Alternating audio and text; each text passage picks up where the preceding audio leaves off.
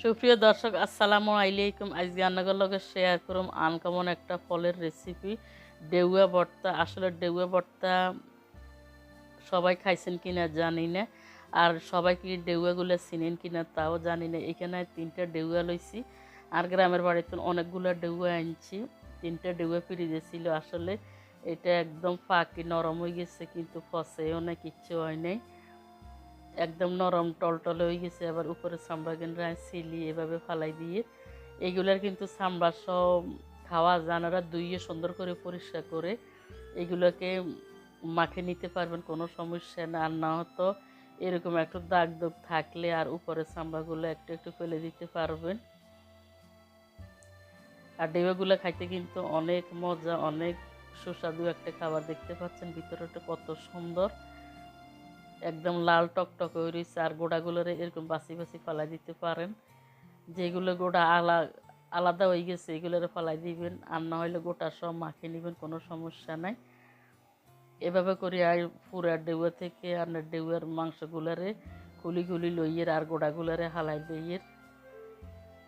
আর ভিডিওটা ভালো লাগলে আপনাকে বন্ধু মহলে শেয়ার করে দিবেন, এবং ভালো লাগলে একটি সাবস্ক্রাইব করার অনুরোধ থাকলো, আর লাইক দিয়ে আমার ভিডিওর সাথে থাকবেন। সবগুলো পাকা পাকা দেখি আমি ডেউয়াগুলোরে চলাই চলাই লইছি। আর বন্ধুটা দেখছেন কত সুন্দর বড় একটা বন্ধু বাইরেছে। এবারে বন্ধুটারে হালাই দেবো। আর 3টা ডেউয়ারে এভাবে সুন্দর করে খুলি লইছি। খুলি লইবার হরে গোড়াগুনরো হালাই দিছি, আরও অনেকগুলা গোড়া রয়ে গেছে, তাতে কোনো সমস্যা নাই। এবার এইগুলি সব আমি ভর্তা ভর্তা করি লইছি। আর ডেউয়াগুলো দেখি এখনও জিভের মধ্যে অনেক পানি আসে, মুখটা ভরে গেছে। আসলে এগুলি খাইতে যে এত মজা লাগছে, এত স্বাদ লাগছে, আপনারা না খাইলে বুঝতে না পারতেন নয়। কারা কারা এই ডেউয়াগুলো না চিনেন আরে কমেন্টস করে জানাইন, আর কারা কারা এই ডেউয়াগুলো খাইছেন, ভর্তা করে খাইছেন অথবা এমনি খাইছেন, তাও আমার কমেন্টস করে জানাইবেন, তাহলে আমি বুঝতে পারব।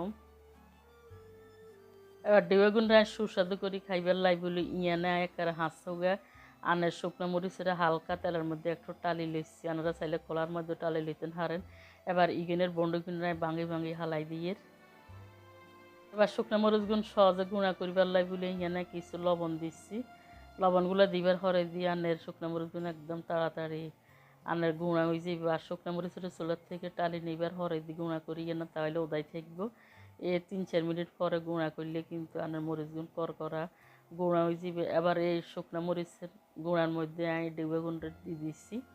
আনারা ইয়ানের চাইলে রসুন বাটাও দিতেন হারেন, রসুন বাটা দিই এই ডেউয়াটা বানাইলে কিন্তু একদম মুখে লাগবে, খাইতে কিন্তু অনেক ভালো লাগবে।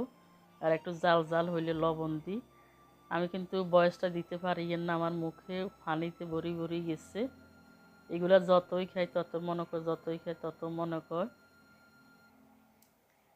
মাখতে মাখতে একদম ফিনিশিং করে নেবেন, যাতে কোনো শাক টাক না থাকে, মানে গোড়া গোড়া না থাকে।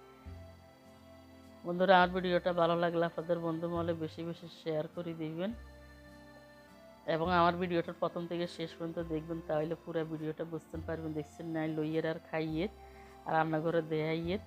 কার কার আর এই ডেউয়া ভর্তাটা দেখি মুখে হানি চলিয়ে আইছে, আরে তাও কমেন্টস করে জানাইবেন। আসলে আপনাদের একটি কমেন্টস পাইলে আমি আরও নতুন নতুন ভিডিও বানাইবেন, আর অনেক উৎসাহ জাগি যায়।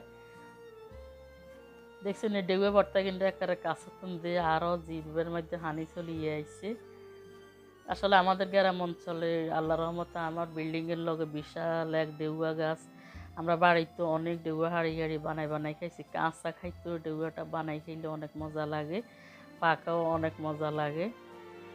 যেভাবে খাইবেন এভাবে কিন্তু মজা লাগে। ডেউয়া কিন্তু সচরাচর শহরে পাওয়া যায় না, তাই গ্রাম থেকে অনেকগুলো ডেউয়া লইয়ে আইছি, আর অনেক পাকিয়ে খায় এবং আত্মীয় স্বজনে খায়। ডেউয়া ভর্তা অনেকগুলো আমার ছেলে মেয়েরে দিয়ে দিচ্ছি। আমি রসুনটা আগে দিতে মনে নাই, তারা কিন্তু তাদের বাটিয়ে বাটিয়ে রসুনটা মাখি মাখি খাইতেছে। আমি এইখানে আর বাড়ির মধ্যে রসুন দিয়ে সুন্দর করে মাখি লইয়ের। এরকম রসুন দিয়ে আনার ভর্তাটা করলে কিন্তু আপনার ডেউয়ার স্বাদটা মুখে লাগে, যে খাইতে কিন্তু অনেক ভালো লাগে। যে এবার খাইয়ের অনেক মজা লাগে। সবাই ভালো থাকবেন, দেখা হইবে নতুন কোনো ব্লগ নিয়ে। আল্লাহ হাফেজ।